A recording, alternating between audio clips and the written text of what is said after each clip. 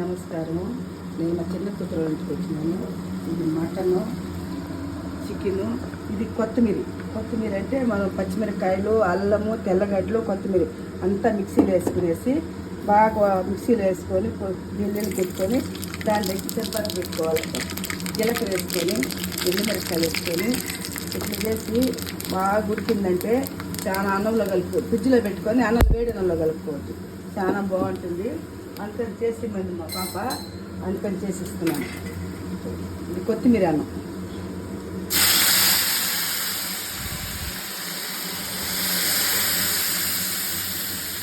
ఇది కొత్తిమీర అన్నం.